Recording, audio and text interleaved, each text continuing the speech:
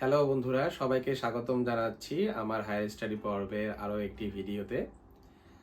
আশা করছি গত পর্বে আমি আপনাদের মাঝে চাইনিজ গভর্নমেন্ট স্কলারশিপের কিছু দিক তুলে ধরতে পেরেছি। তারই প্রেক্ষিতে আজকে আমি আপনাদের মাঝে চায়নার অন্যতম আরও একটি স্কলারশিপ নিয়ে আজকে তার আলোচনা করব। আসলে অন্যতম স্কলারশিপ বলার কারণ হচ্ছে, আপনারা হয়তোবা অনেকেই জানেন যে চায়নাতে লিভিং কস্ট অনেক কম। আপনি যদি এই আনসে স্কলারশিপে চায়নাতে পড়াশোনা করার সুযোগ পান, তাহলে আমি বলবো যে আপনি মোটামুটি একটি ভালো অ্যামাউন্টের টাকা সেভিংস করতে পারবেন এই স্কলারশিপ চলাকালীন। চলুন দেরি না করে মূল কথায় চলে যাই।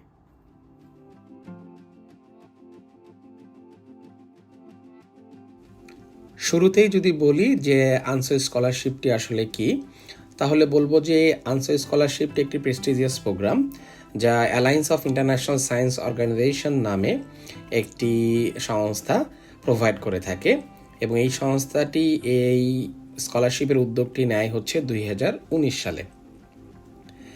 এটি একটি নন গভর্নমেন্ট এবং non profit based fully funded programme. এরা প্রতি বছর 200 জন মাস্টার স্টুডেন্ট এবং 300 জন পিএইচডি স্টুডেন্টদেরকে সুযোগ দিয়ে থাকে পড়াশোনা করার জন্য চায়নাতে। এবং এই স্কলারশিপের আন্ডারে আপনি দুটি ইউনিভার্সিটিতে অপরচুনিটি বা অ্যাপ্লিকেশন করতে পারেন। তার প্রথমটি হচ্ছে university of science and technology of China, যা সংক্ষেপে ইউএসটিসি বলে। এই ইউনিভার্সিটিটি প্রায় ওয়ার্ল্ড র্যাঙ্কিং প্রতি বছর 100-এর মধ্যেই থাকে। আপনারা চাইলে এটিতে অ্যাপ্লিকেশন করতে পারেন প্রথমে। এছাড়াও দ্বিতীয় যে ইউনিভার্সিটিটি আছে সেটিকে ইউকাস বা university of Chinese academy of science বলে। এই ইউনিভার্সিটির আন্ডারে প্রায় 100টি ইনস্টিটিউট আছে। আপনি আপনার ডিজায়ার ফিল্ড অনুযায়ী সেই ইনস্টিটিউটের প্রফেসরকে মেল করতে পারেন আপনার ফান্ডিংয়ের জন্য। এজ লিমিটের কথা যদি বলি, তাহলে মাস্টার স্টুডেন্টের জন্য আপনার বয়স সীমা অবশ্যই 30 বছরের নিচে থাকতে হবে, এবং পিএইচডি অ্যাপ্লিকেন্টের ক্ষেত্রে আপনার বয়স সীমা অবশ্যই 35-এর নিচে থাকতে হবে।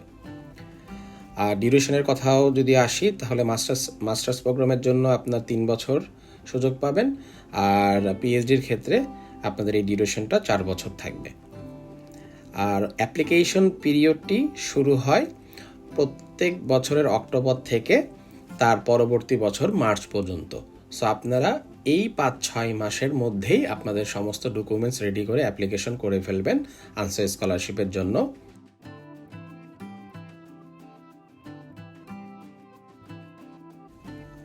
বেনিফিট নিয়ে যদি বলি আনসে স্কলারশিপের, তাহলে প্রথমে যেটি আসবে যে এটি হচ্ছে একটি অ্যাপ্লিকেশন ফি ওয়েভার অ্যাপ্লিকেশন। আপনি চাইলে আপনার আসলে কোনো রকমের অ্যাপ্লিকেশন ফি লাগবে না এই স্কলারশিপের আন্ডারে অ্যাপ্লিকেশনের জন্য, এবং ফুল টিউশন ফি আপনাকে ওয়েভ করে দিবে এই স্কলারশিপ যদি আপনি পান। স্টাইপেন্ডের ক্ষেত্রে যদি আসি, তাহলে মাস্টার স্টুডেন্টরা সাধারণত প্রথম অবস্থায় যখন আপনারা সিলেক্টেড হবেন, প্রথম 6 মাস আপনারা 3000 আরএমবি করে পাবেন, এবং আফটার কোয়ালিফিকেশন এক্সাম 6 মাস পরে আপনি যদি পাস করেন, তাহলে আপনি আরও 1000 আরএমবি করে যোগ পাবেন। তার মানে টোটাল 4000 আরএমবি পাবেন আপনি 3 বছরের মাস্টার্স প্রোগ্রামের জন্য। এটি অ্যারাউন্ড বাংলাদেশি টাকায় 68,000 টাকার মতো। আর কোয়ালিফিকেশন এক্সাম নিয়ে আসলে টেনশনের কিছু নাই। এটা মোটামুটি আপনি 2বার থেকে 3বার সুযোগ পাবেন, আর মোটামুটি সবাই এই কোয়ালিফিকেশন এক্সামে পাশ করে যায়। পিএইচডি স্টুডেন্টদের ক্ষেত্রে প্রথম 6 মাস আপনারা 6000 আরএমবি করে পাবেন। তারপরে যেমনটি বললাম মাস্টার্সের মতোই, যে আফটার কোয়ালিফিকেশন এক্সাম তারা আপনাকে আরও 1000, টোটাল 7000 আরএমবি করে প্রোভাইড করবে, যার বর্তমান বাংলাদেশি টাকায় 1,18,000 থেকে 20,000 টাকার মতো আপনি পাবেন। এটি একটি হিউজ পরিমাণ স্কলারশিপ। যেমনটি বললাম যে চায়না অনেক লেস এক্সপেন্সিভ একটি কান্ট্রি, এবং এখানে লিভিং অ্যালাউন্সেস অনেক কম। আশা করি আপনারা আপনাদের যে ডেইলি নেসেসারি থিংস বা মান্থলি যে অ্যালাউন্সেস আপনাদের খরচ হবে, তারপরেও আপনারা অনেক টাকা এই স্কলারশিপ থেকে সেভ করতে পারবেন। আর এই টাকার বাহিরেও অনেক সময় আপনার প্রফেসর যদি আপনাকে চায়, বা ইনস্টিটিউট আপনি যেখানে পড়াশোনা করবেন সেই ইনস্টিটিউটেরও কিছু কিছু ফান্ডিং থাকে। তো এটা ডিপেন্ড করবে আপনার ইউনিভার্সিটি বা আপনার ইনস্টিটিউটের ওপর। এই স্কলারশিপের আন্ডারে আপনি একটি কম্প্রিহেন্সিভ মেডিকেল ইন্স্যুরেন্স পেয়ে যাবেন, যেমনটি মোটামুটি সব ফুললি ফান্ডেড প্রোগ্রামেই হয়ে থাকে। আবার আপনি এয়ার টিকিট পাবেন প্রথমবার যখন আপনি সিলেক্টেড হবেন, তখন আপনার হোম কান্ট্রি থেকে চায়নাতে পৌঁছানোর জন্য। আর ভিসা পারমিটের ক্ষেত্রে আপনার কোনো ফি লাগবে না। তার মানে আপনি যখন আপনার দেশে ভিসার জন্য অ্যাপ্লিকেশন করবেন সেটিও আপনার ফ্রিতে পেয়ে যাবেন। অ্যাকোমোডেশন কস্টের কথা যদি একটু বলি, যে এই স্কলারশিপের আন্ডারে আপনাকে অল্প পরিমাণ অ্যাকোমোডেশন কস্ট দিতে হবে, তবে এটি ডিপেন্ড করে আসলে আপনি কোন ইনস্টিটিউট বা কোন ইউনিভার্সিটিতে যাচ্ছেন। যেমন যদি বলি যে বেইজিং বা সাংহাই, এই সমস্ত যেগুলো আসলে একটি হাব সিটি নামে পরিচিত চায়নার, সেগুলো যদি আপনার ইউনিভার্সিটিগুলো সেই শহরে হয়ে থাকে তাহলে কিছুটা, যেমন 500 বা 600 RMB আপনাকে প্রতি মাসে দিতে হতে পারে। তবে যদি অন্যান্য আপনি যেমন কুনমিং বা গুয়াংজু বা আদার যেগুলো একটু কান্ট্রি সাইড সিটি আছে, সেগুলোতে যদি আপনার ইউনিভার্সিটি বা ইনস্টিটিউট হয়ে থাকে তাহলে সেক্ষেত্রে আপনাদের 200 বা 150 বা 250 RMB accommodation cost per month দিতে হতে পারে। সো মোটামুটি বলা চলে যে এটি একটি বেশ ভালো অ্যামাউন্টের স্কলারশিপ। সো আপনি যদি এই স্কলারশিপ পেয়ে যান তাহলে এখান থেকে একটি সিগনিফিক্যান্ট অ্যামাউন্ট অফ মানি আপনি সেভ করতে পারবেন আপনার স্টাডি চলাকালীন।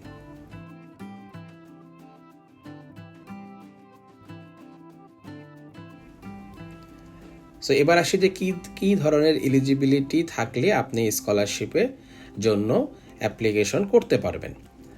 সো প্রথমটি হচ্ছে আপনাকে অবশ্যই নন চাইনিজ সিটিজেন হতে হবে। দ্বিতীয় নম্বর হচ্ছে আপনাকে কোনো অবস্থাতেই মাস্টার্স বা পিএইচডি করছেন আপনি চায়নাতে, তাহলে আপনি এই স্কলারশিপের আওতায় অ্যাপ্লিকেশন করতে পারবেন না। এবং 3 নম্বরটি হচ্ছে যে আপনি শুধুমাত্র একটি ইনস্টিটিউশনে অ্যাপ্লাই করতে পারবেন, যেমনটি প্রথম স্লাইডে বললাম যে আইদার ইউএসটিসি অথবা ইউকাস, যে কোনো একটিতে আপনি অ্যাপ্লিকেশন করতে পারবেন। আপনি দুটি ইউনিভার্সিটিতে একসঙ্গে অ্যাপ্লিকেশন করতে পারবেন না। সো এবার আসি যে কী ধরনের ডকুমেন্টস লাগবে। সো ডকুমেন্টসের ক্ষেত্রে চাইনিজ গভর্নমেন্ট স্কলারশিপে যেমনটি বলেছিলাম যে আপনাকে একটি অ্যাকসেপ্টেন্স লেটার ম্যানেজ করতে হবে চাইনিজ ইউনিভার্সিটি প্রফেসরের কাছ থেকে। সো এটির জন্য সবচেয়ে ক্রুশিয়াল সময়, আমি যদি গত পর্বেও বলেছি যে মে বা জুন থেকে আপনি প্রফেসরকে লেখালেখি শুরু করে দিবেন, কারণ মোটামুটি ওই সময়েই প্রফেসররা স্টুডেন্টদেরকে অ্যাকসেপ্ট করে থাকে। সো ওই টাইমে আপনি আপনার কাভার লেটার এবং আপনি আপনার সিভি অ্যাটাচ করে ইমেল করবেন আপনি আপনার রিসার্চ ফিল্ড অনুযায়ী প্রফেসরদেরকে। আশা করছি খুব বেশি, যদি আপনার ভালো সিভি হয়ে থাকে, আপনার যদি রিসার্চ ব্যাকগ্রাউন্ড ভালো হয়ে থাকে, আপনি মোটামুটি 100 থেকে 200 মেল করার সাথে সাথেই কোনো না কোনো প্রফেসর আপনারকে অ্যাকসেপ্ট করে নেবে। সো 2 নম্বরের ক্ষেত্রে হচ্ছে যে আপনার সার্টিফিকেট এবং ট্রান্সক্রিপ্ট অবশ্যই সেন্ড করতে হবে এবং সেটি নোটারাইজ থাকতে হবে, যেমনটি আমি বলেছিলাম আমার প্রিভিয়াস ভিডিওতে, যে আপনারা চেষ্টা করবেন যে নোটারাইজড করে কোর্ট থেকে সেই ডকুমেন্টসটি আপনি পাঠালে সেটাই ভালো হয়। অনেক সময় ইউনিভার্সিটির প্রশাসনিক বিল্ডিংও আপনাকে অ্যাটাস্টেড করে দেয়, সেটি করলেও এর ডকুমেন্ট যে রিকোয়ারমেন্ট থাকে সেটি আপনি ফুলফিল করে ফেলতে পারবেন। 3 নম্বরের ক্ষেত্রে যেই ডকুমেন্টস খুবই ভাইটাল, সেটি হচ্ছে একটি স্টাডি বা রিসার্চ প্ল্যান। তার মানে আপনি মাস্টার বা পিএইচডি যেই টপিকে করতে যাচ্ছেন তার একটি কম্প্রিহেন্সিভ একটি রিসার্চ প্ল্যান আপনাকে দিতে হবে 2 থেকে 3 পেজের। এটি সাধারণত আপনি আপনার প্রফেসরের সাথে আলোচনা করে নেবেন। আপনার প্রফেসর হয়তো বা আপনাকে কিছু কাজের আইডিয়া দিবে, সেই কাজের আইডিয়া অনুযায়ী আপনাকে একটি সম্ভাব্য স্টাডি প্ল্যান লিখে জমা দিতে হবে। এরপরে 2টো রিকমেন্ডেশন লেটার লাগবে। আপনি বর্তমানে যে ইউনিভার্সিটিতে পড়াশোনা করছেন সেখান থেকে প্রফেসর বা অ্যাসোসিয়েট প্রফেসর র্যাঙ্কিংয়ে 2টি রিকমেন্ডেশন লেটার হলেই চলবে। পাসপোর্ট, যার মেয়াদ অবশ্যই 2 বছর থাকতে হবে। গত পর্বে যেরকম বলেছিলাম যে একটি ফিজিক্যাল এক্সামিনেশন রিপোর্ট লাগবে 2 পেজের। এটি আপনি কোনো ফিজিশিয়ান বা ডক্টর থেকে ফিল আপ করে সই করে অ্যাপ্লিকেশনের সময় জমা দিলেই চলবে। সো এর বাহিরে কিছু এক্সট্রা ডকুমেন্ট যদি আপনার থাকে তাহলে এগুলো আপনার ইভ্যালুয়েশন এর সময় আপনাকে একটা এক্সট্রা পয়েন্ট যোগ করবে। যেমন আপনার যদি কোনো অ্যাওয়ার্ড সার্টিফিকেট থাকে, যে আপনি কোনো অলিম্পিয়াড বা আপনি কোনো কনফারেন্সে গিয়ে কোনো প্রাইজ পেয়েছেন, তাহলে সেগুলোর সার্টিফিকেট আপনি জমা দিতে পারেন। এছাড়াও যদি আপনার কোনো ভালো পাবলিকেশন থাকে, যেমন পিএইচডির ক্ষেত্রে যদি আপনার পাবলিকেশন থাকে, অবশ্যই আপনি এটি একটি ভালো ইভ্যালুয়েশনের মধ্যে আপনার অ্যাপ্লিকেশনটি যাবে। সো পাবলিকেশনও মোস্ট ইম্পর্টেন্ট, যদি আপনার থাকে আপনি জমা দিতে পারেন। আর এছাড়াও আপনি যদি ইউনিভার্সিটি বা কলেজে যদি কোনো ভলেন্টারি অ্যাক্টিভিটিসের সঙ্গে জড়িত থাকেন, তাহলে সেই ভলেন্টারি অর্গানাইজেশনের সার্টিফিকেটও আপনি ওয়ার্ক এক্সপিরিয়েন্স হিসেবে জমা দিতে পারেন। আর আইএলসের কথা বলি, আসলে চায়নাতে অ্যাপ্লিকেশনের জন্য আইএলস ম্যান্ডেটরি না। এটি একটি খুবই অ্যাডভান্টেজ আমি বলবো।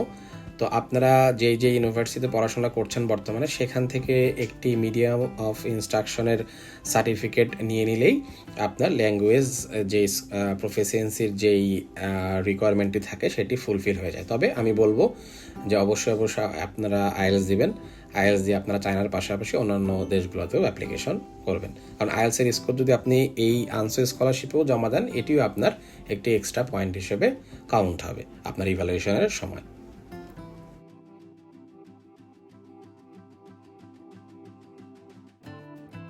সো এবার আসি যে কিভাবে আপনি স্টেপ বাই স্টেপ অ্যাপ্লিকেশন করবেন। সো যেমনটি প্রথমেই বললাম যে প্রথমে আপনার প্রোগ্রাম চুজ করতে হবে এবং সেই প্রোগ্রাম অনুযায়ী আপনার যে ডিজায়ার ফিল্ড রয়েছে সেই ফিল্ডের প্রফেসরদেরকে চুজ করতে হবে থ্রু দি ইউনিভার্সিটির ওয়েবসাইটে গিয়ে। এটি আমি আবারও বলছি যে মে থেকে জুন মাসে বা তারও যদি আর্লি আপনারা শুরু করতে চান, তখন থেকে আপনারা ইমেল করতে পারেন। সো দ্বিতীয় পর্যায়ে যে সমস্ত ডকুমেন্টসের কথা বললাম, সেই সমস্ত ডকুমেন্টসগুলো আপনারা কালেক্ট করে নেবেন, নিয়ে অ্যাপ্লিকেশনের জন্য আপনারা অনলাইনে জমা দিবেন। 3 নম্বর যেটা বললাম যে অনলাইন অ্যাপ্লিকেশন করবেন সমস্ত ডকুমেন্টসগুলো নিয়ে, এবং অবশ্যই খেয়াল রাখবেন যে অ্যাপ্লিকেশনের পূর্বে আপনি আপনার যে সম্ভাব্য চাইনিজ যিনি আপনার সুপারভাইজার হবেন তার কাছে সমস্ত ডকুমেন্টসগুলো স্ক্যান করে পাঠিয়ে দিবেন। সেই অ্যাপ্রুভাল দেওয়ার পরে আপনারা এই ইউকাস বা ইউএসটিসির অনলাইন পোর্টালে গিয়ে অ্যাপ্লিকেশনটি সম্পন্ন করবেন। অ্যাপ্লিকেশন সাবমিট করার পরে আপনি আর্লি বা মিড মেতে আপনাকে একটি প্রিলিমিনারি সিলেকশন মেইল সেন্ড করবে আপনি যে ইউনিভার্সিটি বা ইনস্টিটিউটে অ্যাপ্লিকেশন করেছেন। সো আপনি যদি প্রিলিমিনারি সিলেকশনে পাস করে যান, তাহলে মোটামুটি বলা চলে যে 80 থেকে 90% আপনার স্কলারশিপ কনফার্ম, কারণ তাদের ডকুমেন্টসগুলোই সাধারণত এই আনসোতে ওরা সেন্ড করে যারা ইউনিভার্সিটি থেকে প্রিলিমিনারি সিলেকশন পায়। এবং ফাইনাল রেজাল্ট আপনারা পাবেন জুলাই বা আগস্টের প্রথমের দিকে। সো আশা করছি যে জুলাইয়ের এন্ড অফ দ্য জুলাই বা আগস্টের ফার্স্ট উইকেই আপনারা আপনাদের ফাইনাল রেজাল্ট পেয়ে যাবেন। আর ফাইনাল রেজাল্ট পাওয়ার পর থেকে ভিসা পাওয়া পর্যন্ত ওরা 1 মাসের মতো সময় নেয়, এবং সেপ্টেম্বরের সাধারণত লাস্টের 10 দিনের মধ্যেই আপনাদেরকে তারা টিকিট পাঠিয়ে দেবে চায়নাতে প্রবেশ করার জন্য।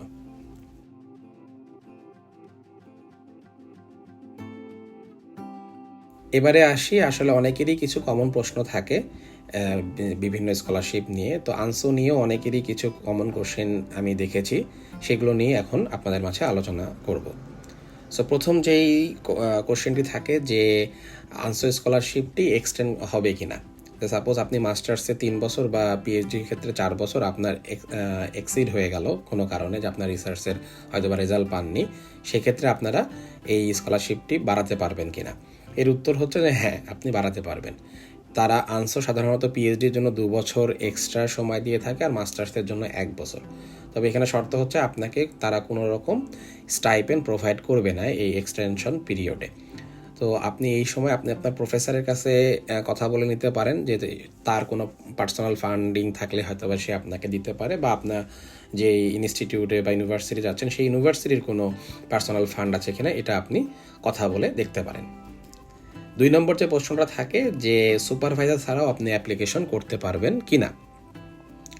এটির উত্তর হচ্ছে যে আমি মূলত আপনাদেরকে বলবো যে আপনারা অবশ্যই সুপারভাইজার ম্যানেজ করে অ্যাপ্লিকেশন করবেন, কারণ যখন আপনি সুপারভাইজার পেয়ে যাবেন সেই আপনার জন্য সমস্ত কাজ করবে সেই ইনস্টিটিউট বা ইউনিভার্সিটিতে। সো আপনি যদি প্রফেসর পেয়ে যান, তার মানে আপনার এই স্কলারশিপগুলোতে চান্স পাওয়ার সম্ভাবনা প্রায় 70 থেকে 90% বেড়ে যায়। আর আপনার যদি প্রফেসর না থাকে, সেক্ষেত্রে আসলে আপনাদের চান্সটা অনেক কমে যায়। তবে আপনার যদি সিভি অনেক রিচ থাকে, আপনার যদি রিসার্চ ব্যাকগ্রাউন্ড অনেক ভালো থাকে, রেজাল্ট অনেক ভালো থাকে, তাহলে আপনি উইদাউট প্রফেসর অ্যাকসেপ্টেন্সি নিয়েও আপনি অ্যাপ্লিকেশন করতে পারেন। তবে আমি অবশ্যই বলবো আপনারা প্রফেসর ম্যানেজ করেই এই আনসার স্কলারশিপে অ্যাপ্লিকেশন করবেন। এবং আর একটি কমন যে প্রশ্ন থাকে সেটি হচ্ছে যে এই স্কলারশিপ চলাকালীন সময় আপনারা আপনাদের ফ্যামিলি, আপনাদের বাচ্চা কাচ্চা নিয়ে এই চায়নাতে থাকতে পারবেন কিনা। হ্যাঁ, এটার জন্য কোনো প্রভিশন নাই আনসো থেকে। আপনারা চাইলে আপনার ফ্যামিলি নিয়ে চায়নাতে থাকতে পারেন। তবে ফ্যামিলির জন্য যে সাপোর্টটা লাগবে সেই সাপোর্টটা আনসো থেকে প্রোভাইড করা হবে না। আপনি যে স্কলারশিপের অ্যামাউন্ট পাবেন সেই অ্যামাউন্ট থেকে আপনার সমস্ত ফ্যামিলির কস্ট আপনাকেই বহন করতে হবে। সো এটি মোটামুটি কোনো সমস্যা নেই। আপনি যে অ্যামাউন্টটি পাবেন আনসো থেকে, এটি আমার কাছে মনে হয় যে এটা এনাফ, মোর দেন এনাফ। সো আশা করি কোনো সমস্যা হবে না। সো সবার জন্য শুভকামনা রইল। কেউ যদি চায়নাতে পড়াশোনা করতে চান তাহলে আমি মনে করি যে আনসো স্কলারশিপ আপনার জন্য একটি বেস্ট অপশন হতে পারে। তো এই স্কলারশিপে আবেদনের ক্ষেত্রে যদি আপনাদের আর কোনো কিছু জানার থাকে তাহলে অবশ্যই কমেন্ট করবেন। আমি চেষ্টা করব আপনাদের কমেন্টের রিপ্লাই দেওয়ার জন্য। আর আমার ভিডিওগুলো যদি আপনাদের ভালো লাগে তাহলে আমার চ্যানেলটিকে সাবস্ক্রাইব করতে ভুলবেন না। তো আপনাদের সকলের সুস্থতা কামনা করে আজকের মতো এখানেই শেষ করছি। ইনশাল্লাহ আগামীতে নতুন কোনো আর একটি ভিডিও নিয়ে আপনাদের মাঝে হাজির হব। সে পর্যন্ত সকলেই ভালো থাকুন। আসসালামু আলাইকুম।